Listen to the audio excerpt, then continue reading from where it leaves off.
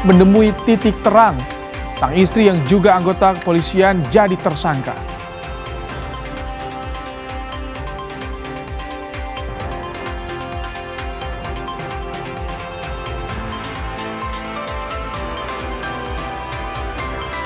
Respons gerakan Stop Totot Wuk Wuk Kakor Lantas Polri membekukan penggunaan strobo, sirine, dan rotator.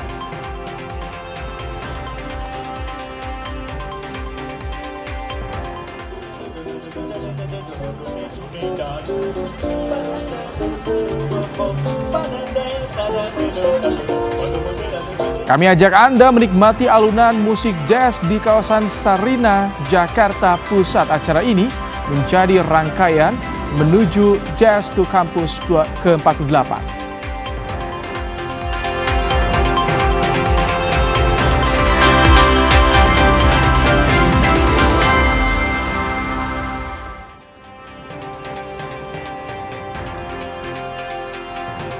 Halo, selamat malam saudara. Apa kabar Anda hari ini? Kompas Malam kembali hadir dengan sajian informasi untuk menemani malam hari Anda bersama saya, Rahmat Ibrahim. Langsung saja kita simak informasi pertama di Kompas Malam, saudara. Seorang pria diamuk warga usai kepergok mencuri motor di Depok, Jawa Barat. Pelaku sempat berusaha kabur dengan terjun ke kali.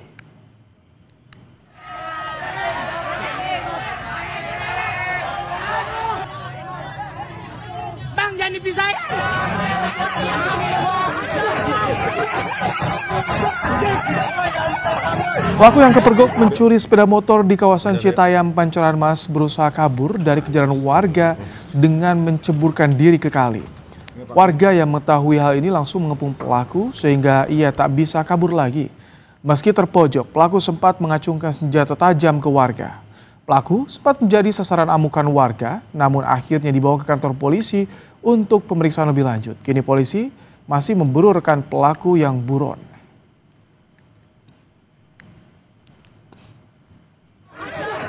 Warga saksi melihat pelaku mengayunkan golok. Jadi saat dikejar, begitu ketemu kendaraan itu lagi disentuh oleh saksi, kendaraan ditendang.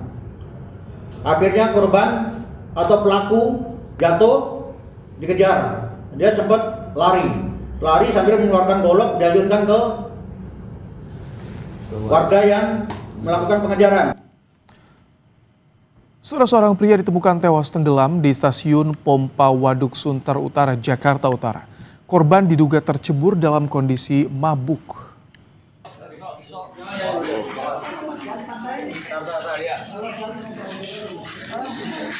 Korban pertama kali diketahui tercebur oleh petugas jaga. 2 tim penyelam dikerahkan untuk mencari korban. Korban ditemukan tim SAR 5 jam setelah kejadian di kedalaman 4 meter dengan kondisi sudah tak bernyawa pada Sabtu dini hari. Jasad korban langsung dibawa petugas ke rumah duka dan untuk dimakamkan.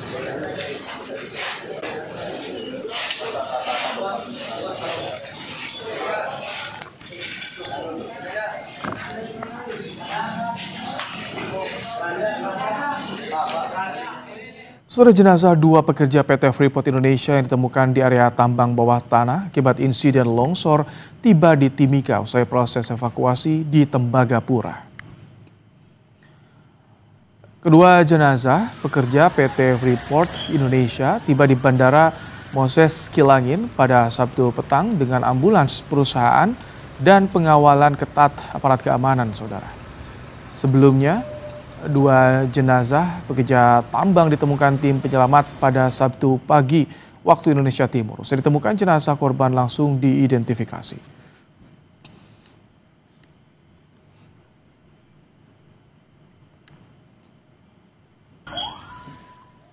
PT Freeport menyampaikan duka yang mendalam pada keluarga korban dan memastikan akan melakukan pendampingan penuh bagi keluarga korban. Freeport juga berfokus untuk segera mencari 5 korban yang hingga kini belum ditemukan.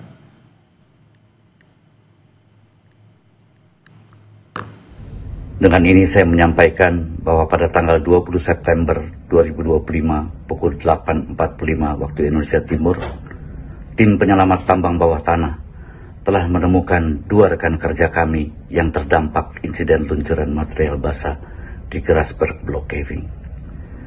Namun dengan sangat menyesal dan berduka, kami sampaikan bahwa mereka telah meninggal dunia. Mereka adalah yang saya sebut dengan hormat Saudara Wigi Hartono, Electrician PT Cita Kontrak, dan Saudara Irawan, Electrician PT Cita Kontrak. Kepergian mereka adalah duka yang mendalam bagi keluarga besar Freeport Indonesia. Saudara, kasus pembunuhan seorang remaja di Kalibaru Cilincing, Jakarta Utara berhasil diungkap polisi. Pelaku yang sempat buron selama 2 pekan akhirnya ditangkap.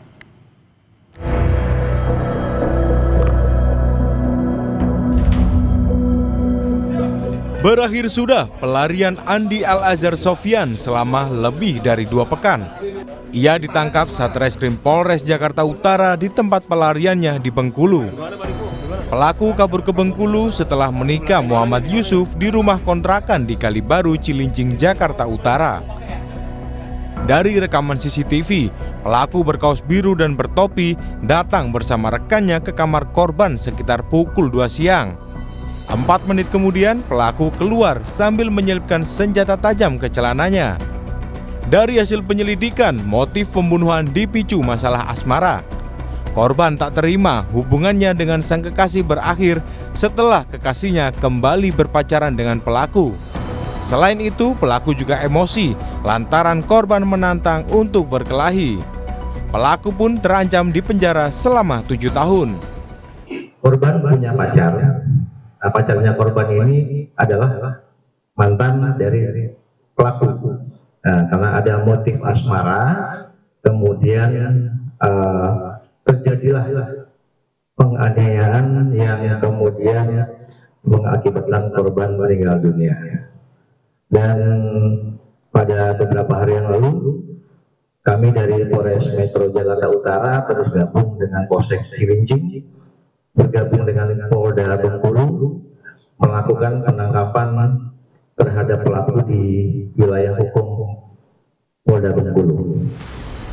Sebelumnya, Muhammad Yusuf tewas usai ditikam pelaku di sebuah rumah kontrakan di Kalibaru Cilincing, Jakarta Utara pada 28 Agustus lalu. Korban sempat dibawa ke rumah sakit, namun nyawanya tak tertolong. Prasetyo, Kompas TV, Jakarta. Sorotan berikutnya, saudara, teka-teki kematian Brigadir Esko Pascarelli menemui titik terang. Setelah hampir sebulan Brigadir Esko ditemukan tewas, polisi akhirnya menetapkan sang istri sebagai tersangka.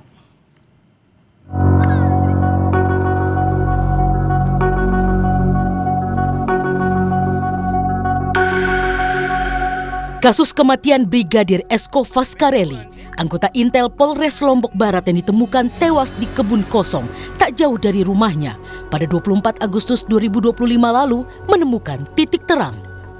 Setelah hampir sebulan berlalu, polisi akhirnya menetapkan 1 orang tersangka yang tak lain adalah istri korban.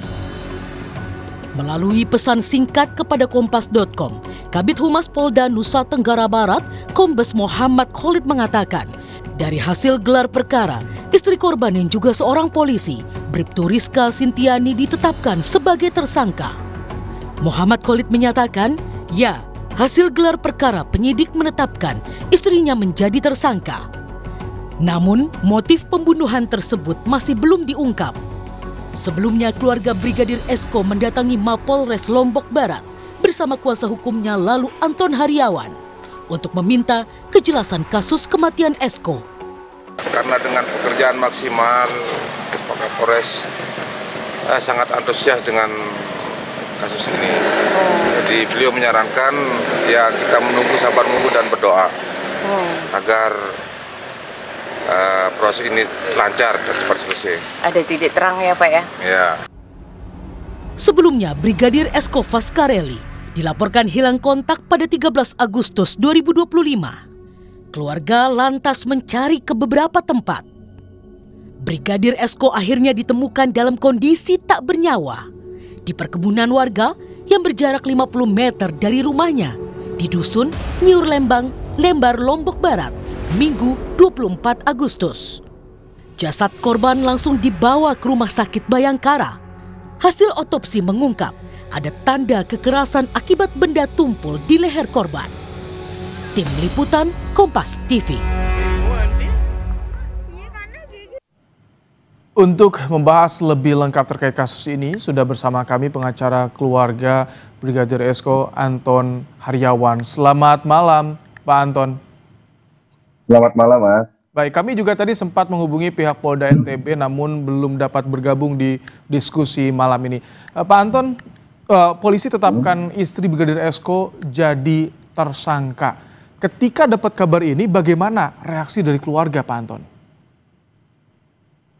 Alhamdulillah, kami apresiasi ya, karena kurang lebih hampir 1 bulan kami berjuang mencari keadilan. Kami apresiasi apa yang dilakukan Polres Lombok Barat, terus yang dilakukan Subdit 3 di Ditreskrimum ya, Polda NTB. Kami apresiasi mereka bekerja siang dan malam untuk mengungkap kasus itu. Akan tetapi hasil gelar perkara kemarin, kami disampaikan oleh penyidik bahwa baru 1 orang yang ditetapkan tersangka. Kami meminta kepada penyidik untuk tidak hanya berhenti kepada si R saja. Kami meminta orang yang turut serta membantu, baik menghilangkan barang bukti, itu juga ikut ditetapkan sebagai tersangka. Karena kami yakin dari hasil otopsi kemarin, almarhum Brigadir Esko itu kan meninggal karena pukulan benda tumpul di belakang kepala, dan terus ada sayatan benda tajam di tangan kiri. Jadi ada dugaan ini tersangka lebih dari 1 orang, Pak Anton? Betul. Kami menduga memang tersangka itu lebih dari 1 orang. Karena tidak mungkin seorang wanita mampu melakukan begitu keji ya, pembunuhan seperti itu seorang diri. Oke, kami juga dulu sempat mendapatkan informasi bahwa setelah Brigadir Esko ditemukan meninggal dunia, tewas di perkebunan, itu sang istri hilang, sempat sakit juga dan hilang, betul itu? Jadi begini, almarhum Brigadir Esko itu hilang tanggal 19 Agustus.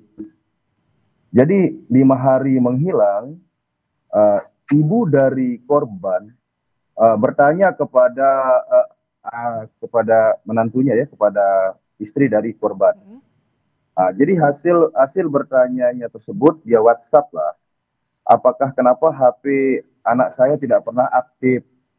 Akan tetapi dijawab sama sama si pelaku, si tersangka, saya juga sudah mencari keliling. Saya sudah meminta kepada dukun, katanya kepada orang pintar, bahwa si almarhum ini berada jauh dari lokasi rumah. Akan tetapi ibu dari korban menjawab, saya yang melahirkan anak saya yakin anak saya itu ada di sekitaran rumah tersebut. Maka besok paginya jenazah itu ditemukan, Mas. Jadi setelah 5 hari menghilang, 1 hari sebelum jenazah ditemukan, kan ibunya menyampaikan kepada si pelaku, saya meyakini anak saya ada di sekitar rumah itu. Ternyata pada hari Minggu ditemukanlah jenazah almarhum Brigadir Esko. Ada kecurigaan nggak sebelumnya dari keluarga kepada pelaku ini? Awalnya tidak ada kecurigaan, akan tetapi begitu terjadi kontak komunikasi dengan ayah atau ibu dari Brigadir Esko, kecurigaan itu timbul. Karena selaku istri yang bersangkutan ini kan menyampaikan bahwa sudah mencari dukun atau orang pintar untuk mencari di mana sih keberadaannya Brigadir Esko. Itu yang membuat keluarga itu curiga. Terus yang kedua, si tersangka ini kan datangnya hanya pemakaman saja. Di acara-acara tahlilan kan tidak pernah hadir, tidak pernah hadir, tidak pernah ikut serta. Dan yang janggal, mengapa mesti setelah hasil otopsi keluar bahwa fix almarhum ini bukan bunuh diri tetapi dibunuh, si tersangka ini yang melakukan pelaporan polisi ayah dari almarhum Brigadir Esko, bukan istrinya. Istrinya malah tidak membuat LP laporan polisi. Begitu. Jadi ada kecurigaan. Itu yang membuat, betul. Dari hal tersebut yang membuat kami curiga. Maka Gimana? Tapi sebelumnya apa pernah ada cerita dari Brigadir Esko jika ia ada masalah di keluarganya dengan istrinya atau seperti apa, Pak Anton? Oh, tidak ada. Jadi almarhum Brigadir Esko itu tidak pernah bercerita apapun terkait permasalahan rumah tangga, tidak ada. Malah terakhir sebelum hilangnya almarhum Brigadir Esko, istri dari almarhum ini atau tersangka ini itu membuat beberapa postingan di Facebook. Itu di Facebook kami lihat status-statusnya itu adem-adem, tidak ada permasalahan rumah tangga, tidak ada. Tidak ada. Kami juga tidak menduga wah kenapa yang ditetapkan tersangka ternyata istri dari almarhum ini. Kami tidak menduga, tidak kami bayangkan sebenarnya. Itu. Tapi keluarga apakah sudah mendatangi lagi kantor polisi untuk bertanya ini apa yang jadi motifnya, apa yang jadi alasan tersangka ini tega membunuh Brigadir Esko? Sudah ada belum informasi itu? Jadi setelah dilakukannya gelar perkara dari siang sampai dengan malam hari kemarin, kami hanya mendapatkan info bahwa ditetapkan tersangka inisial R sebagai tersangka yang pertama kali ya, bukan tidak ada lagi tersangka lainnya, hanya R yang yang Polda tetapkan tersangka. Akan tetapi penyidik menyampaikan ke kami ada bukti petunjuk ke calon tersangka lainnya. Tetapi ini bagian rahasia dari penyidikan. Kami diminta untuk bersabar, berikan kami kesempatan untuk bekerja. Kami yakin pelakunya bukan satu orang. Itu yang kami disampaikan. Baik. Terima kasih Pak Anton Haryawan, kuasa hukum keluarga korban Brigadir Esko telah bergabung di Kompas malam hari ini. Saudara kita usai jeda, Kompas malam akan kembali dengan informasi respons gerakan Stop Totot Wuk Wuk Kakor Lantas Polri membekukan penggunaan strobo, sirine, dan rotator.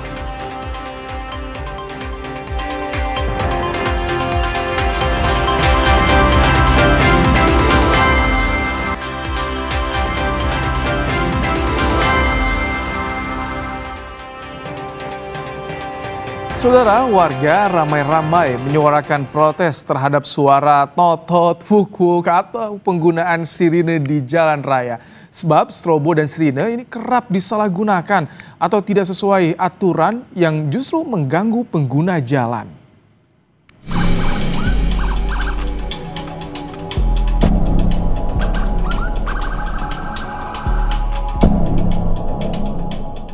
Warganet menggaungkan gerakan Stop Totot Wuk Wuk di media sosial. Gerakan ini sebagai protes atas maraknya penggunaan sirine dan strobo yang tidak sesuai aturan. Pengendara kompak tak lagi mengalah pada kendaraan yang menggunakan strobo dalam kondisi tidak darurat.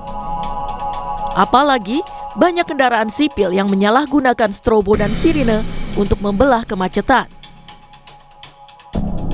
Kalau misalnya darurat, untuk misalnya damkar, ambulan, bahkan polisi nggak apa-apa bang. Tapi kalau pejabat kayaknya kurang deh bang. Apalagi cuman ngawal-ngawal kayak apa sih namanya, komplotan gitu kan bareng-bareng. Cuman keren-kerenan nggak masuk sih bang. Akhir-akhir ini kan penggunaan strobo tuh banyak yang disalahgunakan ya. Jadi kadang-kadang sebenarnya nggak urgent-urgent banget. Malah ada platnya plat biasa, tapi mengapa dia menggunakan strobo? Apalagi pas macet, dia sudah tahu macet tapi dia malah menggunakan strobo, dan itu dari suara sudah mengganggu dan orang jadi tertekan. Merespons keluhan masyarakat, Mensesnek Prasetyo Hadi bilang pihaknya sudah mengirimkan surat edaran kepada pejabat negara soal penggunaan sirene dan strobo di jalan raya. Memang ada undang-undang yang mengatur itu, tetapi lebih daripada itu yang kalaupun kemudian fasilitas itu dipergunakan, tentunya kita harus memperhatikan kepatutan, kemudian memperhatikan ketertiban masyarakat pengguna jalan yang lain, sehingga bukan berarti menggunakan fasilitas tersebut terus boleh semena-mena atau boleh semau-maunya itu. Respons juga diberikan Kepala Korps Lalu Lintas Polri, Irjen Agus Suryo Nugroho. Ia menegaskan akan membekukan penggunaan strobo dan sirine yang mengganggu pengguna jalan. Masukan masyarakat itu hal positif untuk kita, dan ini saya evaluasi. Dan bahkan saya Kakor Lantas saya bekukan untuk pengawalan menggunakan suara-suara itu. Karena ini juga masyarakat terganggu, apalagi padat, ini kita evaluasi, biarpun ada ketentuannya. Pada saat kapan menggunakan sirine, termasuk tatok, dan ini saya terima kasih pada masyarakat. Untuk Kakor Lantas sementara kita bekukan. Berdasarkan Undang-Undang Nomor 22 Tahun 2009 tentang lalu lintas dan angkutan jalan, ada 7 kendaraan yang berhak mendapat prioritas di jalan raya. Di antaranya, ambulans yang mengangkut orang sakit, pemadam kebakaran, kendaraan untuk pertolongan pertama pada kecelakaan lalu lintas, pimpinan lembaga negara, dan konvoi kendaraan untuk kepentingan tertentu. Tim Liputan Kompas TV. Gerakan Stop Tot Tot Wuk Wuk muncul karena warga merasa terganggu banyak penggunaan strobo dan sirine yang tidak sesuai aturan. Apakah langkah kepolisian dan pemerintah dalam responsnya sudah tepat? Kita akan bahas bersama dengan pengamat kebijakan publik Trubus Rahardiansyah. Selamat malam Pak Trubus. Selamat malam Mas. Kakor Lantas bilang hentikan. Mensesnek bilang sudah ada edarannya lebih dari itu bahkan. Cukup untuk menghentikan fenomena strobo dan juga sirine pribadi ini di jalanan? Ya, menurut saya belum cukup, Mas. Aturan apa kalau hanya istilahnya surat edaran, kemudian apa istilahnya pernyataan saja stop misalnya gitu atau dibekukan tanpa ada satu kebijakan regulasi yang jelas, terutama kaitan dengan perteknya lah, peraturan teknisnya seperti apa. Itu saya khawatirkan itu nanti akan muncul lagi karena selama ini kan sebenarnya masyarakat sudah resah, sudah teriak-teriak itu sudah beberapa tahun yang lalu sudah gitu ya, karena banyak sekali penggunaan strobo, sirine, rotator itu bikin jengkel masyarakat yang pengguna jalan. Yang kedua memang persoalan selama ini lebih kepada seringkali prakteknya itu deal-dealan di jalan itu. Jadi ada faktor perilaku koruptif lah menurut saya yang menyebabkan persoalan ini kemudian masyarakat akhir-akhir ini itu mulai gerah gitu ya. Sebenarnya gerahnya sudah lama, cuman sekarang ini lebih berbentuk gerakan, Mas. Jadi kan gerakan yang disebut dengan tok-tok wok Tadi itu. Peraturan teknis itu berkaitan dengan sanksi, Pak Trubus? Oh ya, kaitannya dengan sanksi. Sanksinya tidak hanya kepada Korlantas polisi yang melakukan itu, juga kepada ini penggunanya.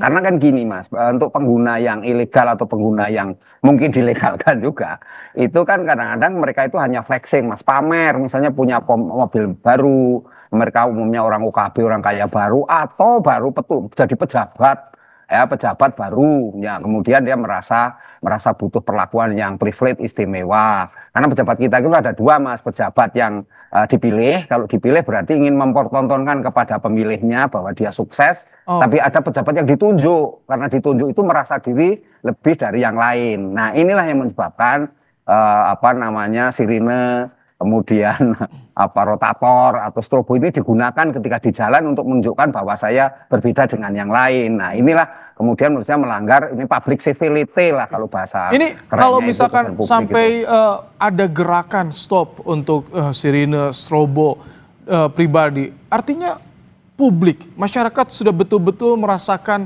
kegeraman dengan perilaku yang terjadi di jalanan ini. Iya sudah, masyarakat sudah geram, gelisah juga karena mereka ini juga tahu misalnya mereka tanpa pandang waktu Mas, misalnya pada saat azan maghrib, azan zuhur, mereka tetap aja pakai seperti itu, dan inilah yang menyebabkan juga masyarakat makin hari makin istilahnya marah, yang khawatir saya ini kalau tidak ditertibkan dengan baik, kalau memang di stop aja semuanya. Jadi artinya termasuk pengawalan pejabat itu stop, yang ada hanya khusus damkar. Untuk ambulans, mungkin ambulan yang untuk mengantar orang sakit saja mungkin Mas. Kalau ambulan yang kosong, kadang-kadang ambulan kita juga banyak yang sebenarnya kosong, tapi mereka suka menggunakan itu juga. Ini juga harus ditertibkan saat ini gitulah. Jadi artinya mungkin juga warnanya juga harus dibeda-bedakan. Kalau ini untuk orang sakit, ini untuk orang yang meninggal dunia, atau yang ini untuk kategori kosong. Jadi sehingga ada pembedaan-pembedaan yang jelas masyarakat tahu. Nah, karena apa? Karena ini menyebabkan terganggunya pengguna jalan yang selama ini merasa sama-sama membayar pajak, sama-sama punya hak yang sama, tetapi mereka pengen diistimewakan. Menurut saya ini penataan. Kalau khusus damkar memang itu sesuatu yang sifatnya darurat. Kita masyarakat sangat menerima lah, tetapi yang untuk pejabat itu justru harus ini harus kalau ada diadakan gerakan aja itu. Ada gerakan yang muncul dari publik, tapi nanti bagaimana ketika di lapangan? Karena biasanya banyak juga ditemukan malah mendapatkan intimidasi balik dari publik, dari orang-orang yang menggunakan strobo ataupun juga sirine pribadi tadi. Lah ya itu harus, karena itu harus ada aturan yang clear, Mas, aturan yang transparan, terbuka gitu ya, dan akuntabel, dan masyarakat diedukasi, dan jangan sampai kemudian ini diperalat, dipergunakan oleh pemilik strobo yang tadi saya katakan karena mereka menjadi pejabat atau mereka karena menjadi orang kaya baru, pengen vaksin, pengen tampil beda di jalan. Nah itulah yang kemudian mungkin karena pengen koboi juga, Mas, gitu ya, berlaku koboi, sehingga mereka menggunakan itu rotator, strobo ataupun sirine ini untuk meminta jalan. Kalau dalam posisi senggang mungkin masyarakat juga nggak terlalu gerah, tapi kalau posisinya macet, jalan cuma satu-satunya itu, dan dalam posisi banyak, kemudian di antara kendaraan-kendaraan itu kan juga ada yang bawa anak-anak, membawa bayi mungkin juga yang sedang tertidur di mobil kan jadi kaget, atau membawa nenek-nenek atau kakek-kakek yang sudah tua juga, macam-macam, Mas. Selain kegeraman yang dirasakan publik, agar masyarakat juga terbuka nih pikirannya, dampak yang bahayanya ketika menggunakan strobo ataupun juga sirine ilegal nih di jalanan, apa sih dampak yang bahayanya yang bisa saja terjadi? Yang bisa terjadi Mas, kecelakaan, karena orang kaget pada saat nyetir itu kaget, ya kan, kemudian mendadak mengerem misalnya, otomatis bisa menyenggol orang lain ataupun menubruk kendaraan yang ada di depannya, atau yang di belakangnya tiba-tiba menabrak juga bisa karena mengerem mendadak, kan seperti itu, Mas. Jadi karena kaget, karena suara itu kan begitu sangat kencang di telinga, dan yang jelas mengganggu fokus di dalam pelaksanaan perjalanan selama. Bahkan pandangan juga suka silau untuk sirine tertentu ya. Silau. Iya, lah itu silo itu juga menyebabkan tidak semua orang bisa fokus. Nah, bisa saja kemudian karena alasan minggir, nggak taunya di pinggir jalannya sudah berlubang atau jalan rusak. Nah, itu kan bisa mencelakai tidak hanya dirinya sendiri, tapi juga mungkin yang orang lain juga ikut celaka di belakangnya. Kan itu juga hal yang harus dilihat secara komprehensif lah menurut saya. Pak Trubus, langkah konkret apakah perlu direvisi Undang-Undang Lalu Lintas atau bagaimana? Kalau dari ini, karena ini sumbernya kan dari Undang-Undang Nomor 22 itu. Jadi menurut saya ini undang-undang ini sudah tahun 2009, sudah nggak sinkron lagi dengan tuntutan publik sekarang, dan menurut saya perlu melakukan revisi menyeluruh, dan ini petugas DPR, dan nantinya juga PP-nya tentang kendaraan itu sendiri kan juga harus dirubah sekaligus untuk menampung aspirasi masyarakat selama ini, sehingga kalau undang-undangnya saja belum berubah, saya yakin suatu saat akan ada lagi, terutama di daerah, Mas. Karena jumlah kendaraan itu makin hari makin banyak, terutama untuk di daerah yang dulunya mungkin agak sedikit sepi, sekarang sudah penuh, kota-kota besar apalagi kan gitu. Jadi menurut saya ini segera melakukan pembenahan, termasuk sanksi-sanksinya. Kalau sanksinya kan di situ kan cuma berapa ribu, cuma 1 tahun, kalau perlu sanksinya lebih dari 1 tahun, Mas, 2 atau 5 tahun atau berapa, sehingga ada kejelasan yang menyebabkan masyarakat itu jerah. Yang lain kan selama ini sanksi itu nggak pernah diterapkan, Mas. Kan belum ada orang di penjara atau dihukum 1 tahun misalnya karena menggunakan strobo. Paling sanksinya sanksi tilang saja ya. Iya, sanksi tilang atau malah cuman edukasi. Kadang-kadang polisi-polisi kita ini ya karena sifatnya melindungi, sifatnya empati, sifatnya juga pembinaan ya. Kadang-kadang sifatnya hanya teguran saja secara ini. Kalaupun itu juga ada masyarakat yang lainnya, menurut saya memang masyarakat diberikan ruang aduan juga, Mas. Kalau ada aturan yang jelas, masyarakat bisa mengadu, ya kan. Sekaligus juga kalau merasa dirugikan, misalnya lagi ada yang sakit atau apa, kemudian kaget karena ada sirine, itu juga bisa menggugat misalnya, kan itu hal-hal yang perlu, atau semacam class action lah misalnya. Artinya di situ ada aturan mekanisme prosedur yang jelas gitu loh, Mas, ketika memang ini menjadi nanti jadi aturan yang bisa dipakai untuk menggugat lah kira-kira. Nanti kita ditunggu bagaimana nanti revisi Undang-Undang Lalu Lintasnya, sanksi yang konkretnya. Terima kasih Pak Trubus telah berbagi pandangan di Kompas Malam hari ini. Seluruh warga Jakarta menikmati alunan musik jazz di kawasan Sarinah, Jakarta Pusat Sabtu malam dalam acara Sarinah Jazz Festival. Acara ini jadi rangkaian menuju Jazz to Campus ke-48. Kami segera kembali.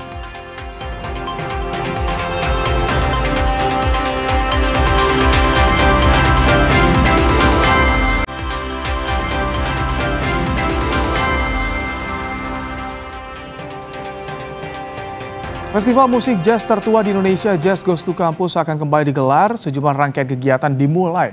Salah satunya di Sarinah Jazz Night. Berikut laporan jurnalis Kompas TV Abel Insani dan Anggi Mendarwan dari kawasan Sarinah, Jakarta.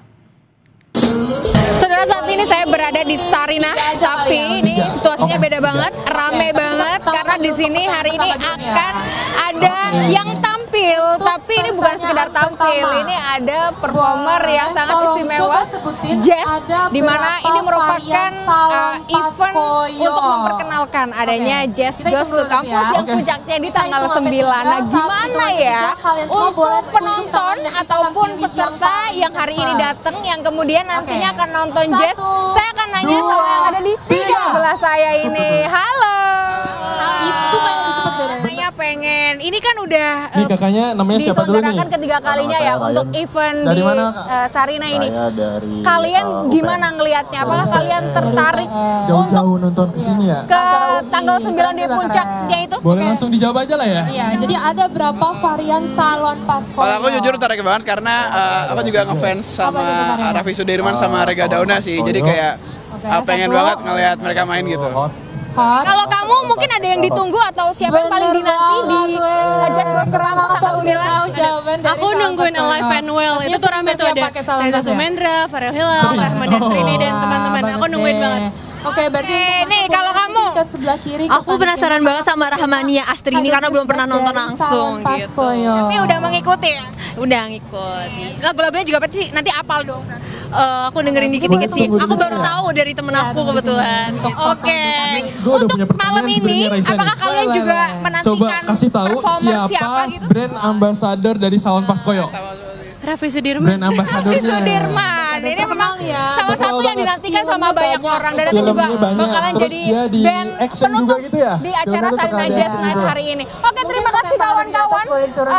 Nanti kalau udah beli tiketnya jangan lupa ngomong sama aku apakah masih dijual murah atau sudah harga normal. Oke? Terima kasih. Terima kasih. Selamat menyaksikan. Oke, kita ngambil tengah. Saudara, itu tadi salah satu empat orang yang memang excited banget untuk bisa lihat Sarinah Jazz yang diselenggarakan hari ini, di mana ini merupakan acara pre-event yang memang puncaknya untuk Jazz Goes to Campus ini tanggal 9 November 2025. Saya juga penasaran dan sebentar lagi performa dari band penutup ini akan segera dimulai. Saya mau nonton. Abel Insani, Anggi Mendarwan, Kompas TV, Jakarta. Mumpung malam minggu, kami ajak Anda ke Bandung. Ada salah satu spot yang ramai saat malam minggu, kawasan kuliner, kawasan Gasibu, Bandung.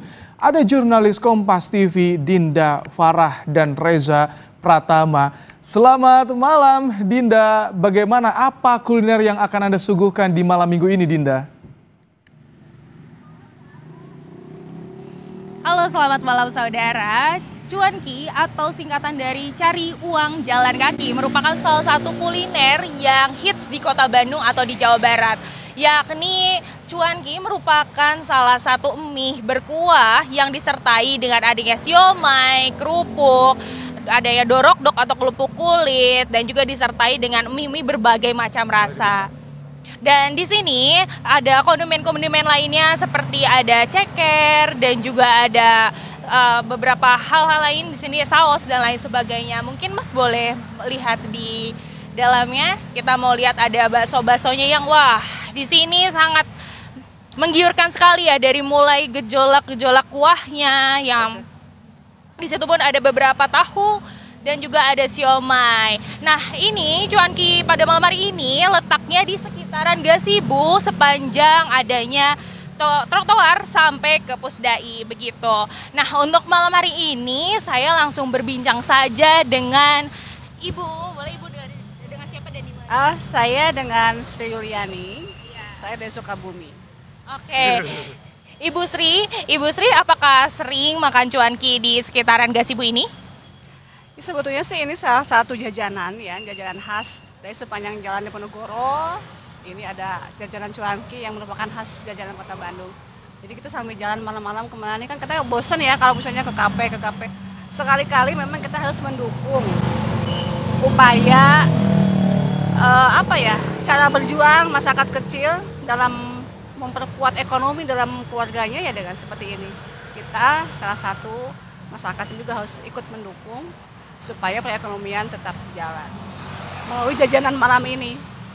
Iya, betul Ibu. Dan Ibu tahu dari mana ini ada cuanki di sekitaran Gasibu? Ini dari anak atau referensi dari saudara lain sebagainya? Anak-anak sih, anak-anak. Tanya Bu, sekali-kali kita nongkrong dong di jajanan di Jalan Diponegoro ataupun Gasibu. Oh iya, ayo. Sekarang malam ini kebetulan kan tidak hujan ya, enak cuacanya juga, jadi bisa nongkrong sama anak-anak untuk jajan. Ya, tadi Ibu sudah mencoba cuankinya ya Ibu. Cuanki apa saja yang Ibu coba tadi? Tadi saya coba campur sih ya, ada cuanki, ada bakso acinya. Cuma saya kurang suka tuh bakso dagingnya, mestinya nggak pakai itu. Enak, luar biasa enak. Untuk dari sekitar harganya? Murah, terjangkau. Mungkin cuma 20.000 ya satu mangkok itu. Ya. Ibu kesini dengan siapa aja Ibu? Itu ada anak-anak yang kebetulan sekolah di Bandung. Juga adik saya, jadi ya sekalian jalan satu rombongan. Begitu Ibu. Baik Ibu, terima kasih, selamat menikmati malam bersama keluarga.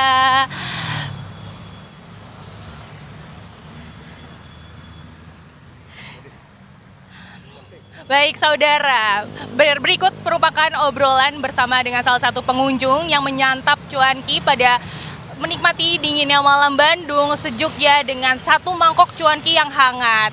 Mungkin ada berbagai banyak jenis cuanki di sini dan juga ada berbagai banyak kompetitor di sini, tetapi dengan hadiah rezeki yang tidak tertukar itu benar adanya. Baik, kembali ke studio. Baik, terima kasih Dinda Farah untuk laporan Anda langsung dari Bandung, Jawa Barat. Selamat menikmati cuankinya di sana, Dinda. Setelah sebelum berpidato di sidang Majelis Umum PBB, Presiden Prabowo Subianto melawat ke Osaka, Jepang untuk mengunjungi Pavilion Indonesia pada Expo 2025 Osaka.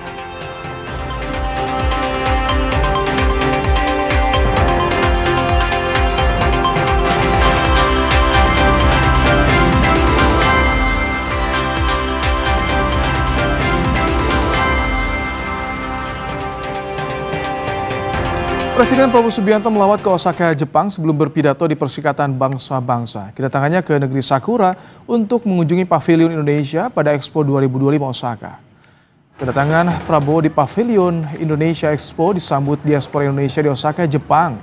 Dalam kunjungan ini, Prabowo ditemani putranya Didit Hedi Prasetyo. Setibanya di Pavilion, Prabowo disuguhkan dengan desain arsitektur menyerupai kapal megah yang melambangkan warisan maritim Indonesia. Saat di Osaka, Prabowo bertolak ke New York, Amerika Serikat untuk menghadiri sidang ke-80 Majelis Umum PBB dan akan berpidato.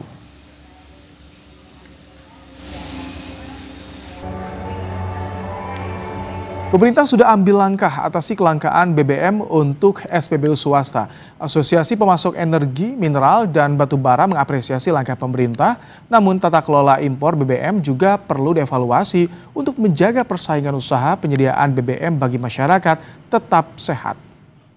Bensinnya kosong ya, Kak? Merespons kelangkaan stok BBM swasta yang terjadi sepanjang 3 pekan ini, pemerintah melalui Kementerian ESDM langsung mengambil sikap dengan memanggil pengelola SPBU swasta. Kementerian ESDM menawarkan solusi agar pihak swasta membeli bahan dasar BBM impor melalui Pertamina. Dari pertemuan tersebut disepakati, swasta beli BBM impor dari Pertamina dengan melibatkan masing-masing surveyor. Jadi produknya saja nanti dicampur di masing-masing tangki di SPBU masing-masing. Dan ini juga sudah disetujui, ini solusi. Juga kita sepakati untuk melakukan dengan joint surveyor. Jadi barang belum berangkat, ada surveyor yang sama-sama disetujui di sana. Mulai hari ini sudah dibicarakan, nanti habis ini lanjutkan dengan rapat teknis, stoknya dan kemudian insya Allah paling lambat 7 hari barang udah bisa masuk di Indonesia. Berdasarkan aturan dari Permendak tentang aturan impor BBM dapat dilakukan tidak hanya oleh Pertamina. Di pasal 12 Permendak nomor 21 tahun 2019, minyak bumi dan gas bisa diimpor oleh badan usaha yang melakukan kegiatan usaha hilir migas. Impor juga bisa dilakukan oleh pengguna langsung seperti perusahaan SPBU swasta. Jika kuota impor untuk swasta telah habis, maka SPBU swasta bisa membeli lewat Pertamina. Haryanto, PLT Kepala Biro Komunikasi Pelayanan Informasi Publik dan Kerjasama Kementerian ESDM, dalam rilis menyebut, data dari Kementerian ESDM, Pertamina Patraniaga masih memiliki sisa kuota impor sebesar 34% atau sekitar 7,52 juta kiloliter. Asosiasi Pemasok Energi Mineral dan Batubara, ASPEBINDO, mengapresiasi langkah pemerintah memfasilitasi pembelian BBM impor bagi swasta. Namun, ASPEBINDO berharap pemerintah tidak hanya fokus pada jangka pendek saja. Perlu ada evaluasi dari tata kelola BBM impor bagi swasta agar akar permasalahan bisa diselesaikan. Oleh pemerintah saat ini menjadi ya langkah win-win solusi lah ya, yang bisa dalam jangka pendek mengatasi persoalan yang dihadapi ya. Saya bisa ada perencanaan yang lebih matang dan firm juga ya, sehingga kelangkaan yang terjadi ya baik di awal tahun lalu dan di pertengahan tahun ini bisa diatasi ya. Komisi Pengawas Persaingan Usaha atau KPPU menilai saat ini ada tren migrasi konsumen BBM subsidi ke non-subsidi, bahkan dari Pertamina ke swasta. Pola konsumen yang semakin dewasa untuk beralih ke BBM yang komersil harusnya dijaga oleh pemerintah. Pemerintah juga harus menjaga persaingan antara Pertamina dan SPBU swasta tetap sehat agar konsumen bisa mendapatkan pilihan sesuai dengan inovasi dan kreasi masing-masing perusahaan. Ya betul, jadi memang datanya memang menunjukkan ada tren ya, tren peningkatan konsumsi dari BBM non-subsidi ya. Yang mana kalau menurut analisis kami ini tren yang positif nih, jadi masyarakat sudah mature, sudah dewasa dan sudah bisa beralih ke produk-produk yang memang berlaku secara komersial dan harusnya tren ini dijaga nih oleh pemerintah, oleh Kementerian SDM, tren ini dijaga sebisa mungkin melalui proses persaingan yang sehat dan kompetitif ya. Jadi kalau sampai pilihannya kembali terbatas, terjadi kelangkaan, ya konsumen tidak bisa menikmati inovasi layanan dan sebagainya ya. Pertamina pun mengakui adanya kasus hukum yang menjerat Pertamina soal dugaan Pertamax oplosan berdampak pada perubahan konsumen yang kini mulai beralih ke BBM swasta. Namun, untuk menjaga persaingan tetap sehat, usai SPBU swasta sepakat beli BBM impor dari Pertamina, Pertamina akan terbuka soal harga dan terus menjaga kualitas ke depannya. Kita harus jujur ya, terbuka apa adanya. Saya juga mewakili Pertamina tentunya. Dengan adanya persoalan hukum kasus tata kelola yang saat ini sedang berlangsung di Pertamina, tentunya menjadi keperhatian kita bersama, baik dari kualitas, baik dari joint surveyor bersama-sama kita melihat daripada saat pengiriman, termasuk juga dari sisi harga kita akan terbuka sama-sama dengan SPBU swasta, kita akan open book, kita supaya transparan dan tentunya kita berharap agar supaya harga di masyarakat tidak ada kenaikan. Langkah mitigasi telah diambil oleh pemerintah melalui Kementerian ESDM untuk mengatasi kelangkaan stok BBM swasta. Kini, evaluasi tata kelola impor BBM untuk swasta serta perbaikan dari Pertamina harus dilakukan agar iklim persaingan usaha pelayanan BBM bagi masyarakat bisa sehat dan terjaga. Tim Liputan, Kompas TV. Kebakaran hebat menghanguskan 20 kios oleh-oleh di Purwakarta pada Sabtu dini hari.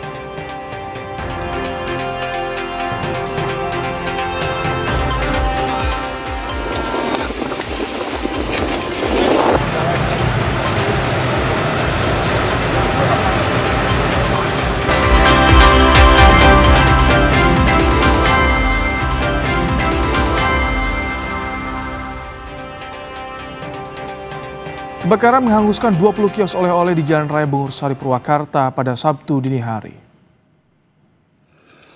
Masuk ke Nimo, tolong dong, infoin ke pemadam, Pak. Banyaknya material yang mudah terbakar dan sulitnya sumber air menyebabkan petugas terkendala memadamkan api. Petugas damkar mengerahkan 4 unit mobil pemadam. Berjibaku selama 4 jam, api akhirnya bisa dipadamkan pada Sabtu pagi. Kebakaran diduga akibat korsleting di salah satu bangunan warung.